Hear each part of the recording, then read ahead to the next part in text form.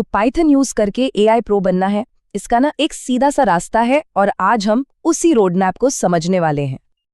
अच्छा, एक बात से शुरू करते हैं जो हम सब जानते हैं। एआई की दुनिया में पाइथन ही किंग है। पर सिर्फ पाइथन जानना ही काफी नहीं होता है ना। बेसिक स्क्रिप्ट से प्रोफेशनल एआई इंजीनियरिंग तक पहुंचने के लिए एक बिल्कुल साफ रास्ते की जरूरत पड़ती है। तो ये है हमारा सफर 5 आसान से स्टेप्स में। हम शुरुआत करेंगे पाइथन की जरूरी चीजों से, फिर देखेंगे एआई के मैथ इंजन, समझेंगे कि मशीनें असल में सीखती कैसे हैं, पाइटॉर्च से कुछ बनाएंगे और आखिर में आज के ज़माने के एलएलएम ऐप्स की इंजीनियरिंग को डिकोड करेंगे। ठीक है, तो चलो शुरू करते हैं। पहला कदम, एआई के दिमाग की नींव रखना। मतलब ये कि एआई जिस डेटा को देखता है उसे हैंडल करना सीखना और उसके लिए एक बहुत मजबूत ब्लूप्रिंट तैयार करना। और यहीं पर एक नौसिखिए और एक प्रो के बीच का असली फर्क साफ दिखता है। एक नया डेवलपर एक एक शब्द को प्रोसेस करेगा, लेकिन एक प्रो वो इस्तेमाल करता है लिस्ट कॉम्प्रिहेंशन। मतलब एक ही लाइन में सारा काम खत्म। और देखिए, एआई की दुनिया में स्पीड और एफिशिएंसी से बढ़कर कुछ भी नहीं है। अब ये चीज ना बहुत दिलचस्प है।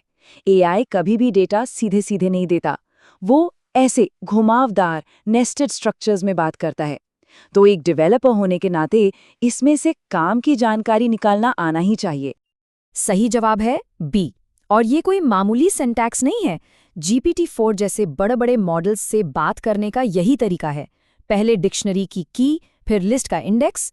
इस पैटर्न को दिमाग में बिठा लेना बहुत बहुत जरूरी है।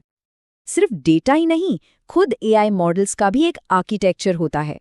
और यहीं पर काम आती है ऑब्जेक्ट ओरिएंटेड प्रोग्रामिंग। क्लास को एआई का आर्किटेक्चरल ब्लूप्रिंट या नक्शा समझ लीजिए, और ऑब्जेक्ट है उस नक्शे से बना असली एआई मॉडल। तो यहाँ सबसे जरूरी बात पता है क्या है कि एआई डेवलपर्स हर चीज जीरो से नहीं बनाते।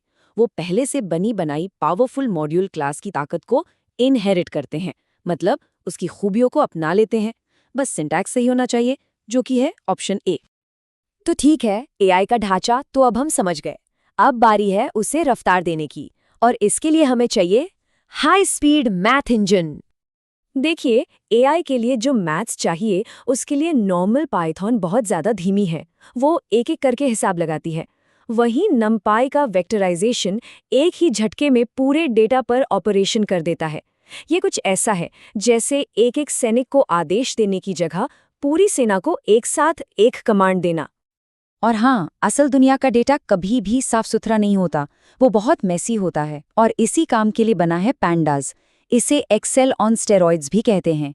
ये वो जरूरी टूल है जिससे एआई इंजीनियर्स डेटा को साफ करते हैं, उसे तैयार करते हैं ताकि मॉडल उसे समझ पाए। तो डेटा तैयार है, हमारी इंजन भी तैयार है। अब वक्त है एआई के उस जादू को समझने का कि आखिर एक मशीन अपनी ही गलतियों से सीखती कैसे है। ये जो सीखने का पूरा प्रोसेस है ना, ये एक साइकिल में चलता है। पहले एआई एक अंदाज़ा लगाता है, फिर वो अपनी गलती को मापता है कि वो कितना गलत था, और फिर बैक प्रोपोगेशन नाम की एक टेक्निक से खुद को ठीक करता है ताकि अगली बार उसका अंदाज़ा बेहतर हो। इसे ऐसे समझिए जैसे कोई बास्केटबॉल खेलना सीख रहा हो। जब एक शॉट मिस होता है तो दिमाग तुरंत समझ जाता है कि अगली बार थोड़ी ज्यादा ताकत लगानी है या एंगल बदलना है। एआई के लिए यही जो एडजस्टमेंट है ना, वही है बैक प्रोपोगेशन। और यहीं पर एक डेवलपर का असली कंट्रोल सामने आता है। एआई की जो सोच है या उसकी पर्सनैलिटी कह लीजिए, वो असल में सिर्फ ये नंबर्स यानी वेट्स ही तो हैं। तो अगर हमें चाहिए कि एआई कीमत को ज्यादा तवज्जो दे, तो बस रंग का वेट 0 कर दो और कीमत का वेट 5, बस इतना ही। तो अब सवाल उठता है कि प्रोफेशनल्स ये सब बनाते कैसे हैं। वो इस्तेमाल करते हैं पाइटॉर्च का, जो डीप लर्निंग के लिए एक तरह से इंडस्ट्री स्टैंडर्ड बन चुका है। पाइटॉर्च की एक सुपर पावर है, इसका नाम है ऑटोग्रैड। ये सीखने के लिए जरूरी सारे मुश्किल कैलकुलस को अपने आप खुद ब खुद हैंडल कर लेता है। मतलब डेवलपर को मैथ के लंबे चौड़े फॉर्मूले नहीं लिखने पड़ते, बस एक छोटी सी कमांड लिखनी होती है, डॉट बैकवर्ड। और यही है किसी भी एआई को ट्रेन करने की गोल्डन रेसिपी। ये 5 स्टेप का लूप हजारों बल्कि लाखों बार चलता है, तब तक जब तक मॉडल सीख नहीं जाता और उसकी गलतियां कम से कम नहीं हो जाती। चलिए अब चलते हैं फाइनल लेवल पर। यहाँ हम इन सारी स्किल्स का इस्तेमाल करके उस टेक्नोलॉजी को समझेंगे जो चैट जीपीटी जैसे मॉडल्स को पावर देती है। ट्रांसफॉर्मर मॉडल्स के अंदर जो सबसे बड़ी सफलता मिली वो थी सेल्फ अटेंशन। ये एआई को एक ही बार में पूरा वाक्य देखने की और हर शब्द का दूसरे शब्द से क्या रिश्ता है ये समझने की ताकत देता है। इसी की वजह से मॉडल को पता चलता है कि द एनिमल वॉज टायर्ड में जो इट है वो एनिमल के लिए इस्तेमाल हुआ है, किसी और चीज के लिए नहीं। तो सबसे जरूरी बात यह है कि LLMs को असल दुनिया में काम का बनाने के लिए रैग आर्किटेक्चर का इस्तेमाल होता है। इसका मतलब क्या है? मतलब ये कि AI से सवाल पूछने से पहले हम अपने प्राइवेट डेटा जैसे कंपनी के डॉक्यूमेंट्स में से जरूरी जानकारी ढूंढते हैं और उसे सवाल के साथ जोड़ देते हैं। इससे होता यह है कि AI ज्यादा सटीक और काम का जवाब दे पाता है। तो ये रहा वो पूरा रोड मैप, पाइथन के बेसिक से लेकर मॉडर्न AI एप्लीकेशंस के आर्किटेक्चर तक।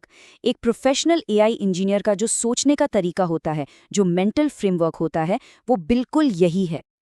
ये रोड मैप एआई की दुनिया को एकदम साफ और आसान बना देता है।